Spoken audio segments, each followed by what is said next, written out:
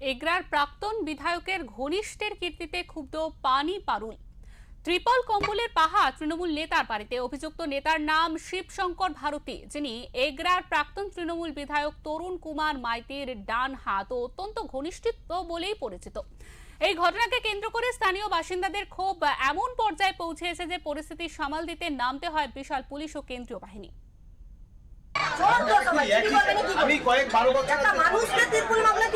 MLA কোঠার মাল যেটা হবে সেটা তো এমএলএ তার ব্যক্তিগত তহবিল থেকে কিনবে।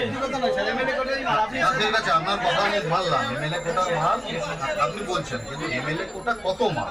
একটা এমএলএ ধরুন তার বিধানসভা এরিয়াতে আমাকে ওই যেমন 4-5টা করে 5-6টা করে দেয়, বান্ডেল দেয়, 5টা করে থাকে, 30টা করে। বৃষ্টির সময় হয়তো দেখা যাবে এক একজন গরিব পরিবার সারা রাত জেগে বসে থাকে, বাড়িতে জল ঢুকে যায়। প্রকৃতপক্ষে ত্রিপলটা ওদের পাওনা ছিল। বন্যায় অথবা যে কোনো প্রাকৃতিক বিপর্যয়ে মাথার ছাদ হারা হলে যে প্লাস্টিক বা ত্রিপলটুকু গরিব মানুষের মাথার শেষ ভরসা হয়ে দাঁড়ায়, অভিযোগ সেই সরকারি ত্রিপল এবং কম্বলের স্তূপ লুকিয়ে রাখা হয়েছিল তৃণমূল নেতার বাড়িতেই। পূর্ব মেদিনীপুরের এগরা 2 নম্বর ব্লকের পানিপারুল বাজার এলাকার ঘটনা। শিবশঙ্কর ভারতী নামে এক তৃণমূল নেতার বাড়ি থেকে হাজার হাজার সরকারি ত্রিপল ও কম্বল উদ্ধারের ঘটনায় এই মুহূর্তে তীব্র চাঞ্চল্য ছড়িয়েছে এলাকায়।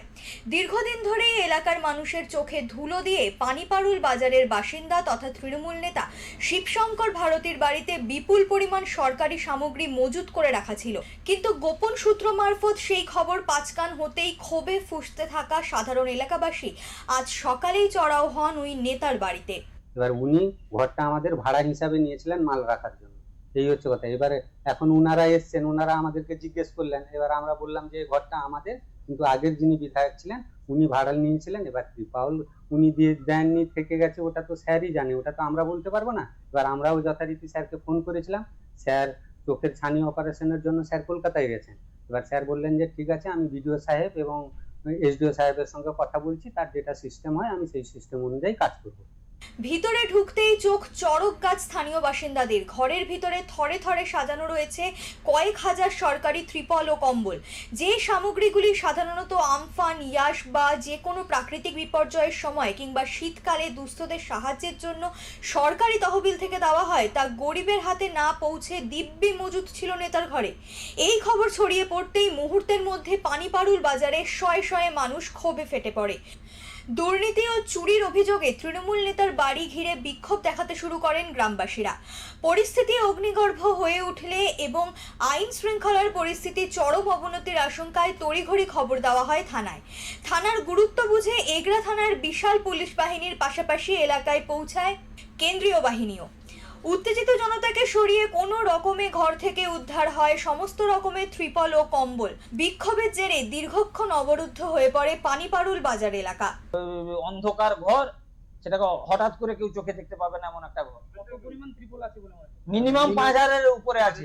এবং আমরা এটাও জেনেছি এখানকার আমাদের প্রাক্তন শিক্ষক আমার রজত বাবুর বাড়িতেও, রজত বেরা বাবুর বাড়িতেও বিধায়ক কার্যালয়ের মতন কাজ হতো, হয়তো সেখানে গেলেও আমরা পাবো, এটা আমাদের বিশ্বাস।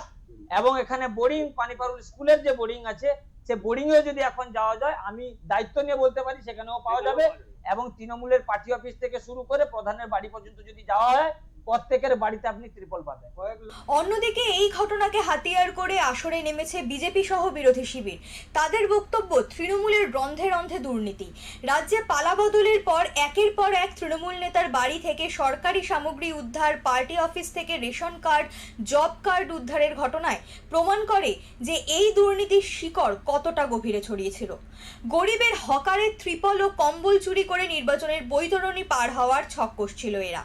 মানুষের বাড়িতে বাড়িতে গিয়ে মানুষের পায়ে হাত ধরে দিয়ে বলুন আমরা ভুল করেছি, আপনাদের ন্যায্য পাওনা আমরা দিইনি, আমরা আটকে রেখেছিলাম। আজকে সরকার পরিবর্তন হয়েছে, আর সরকার পরিবর্তন হওয়ার পরে সেই লোকেরা বা সেই নেতারা যদি প্রকৃতপক্ষে সেই অর্থ যদি পৌঁছে দিতে না পারে, আমরা ভারতীয় জনতা পার্টির কর্মীরা আমরা গণতান্ত্রিক পদ্ধতির মাধ্যমে জয়লাভ করেছি।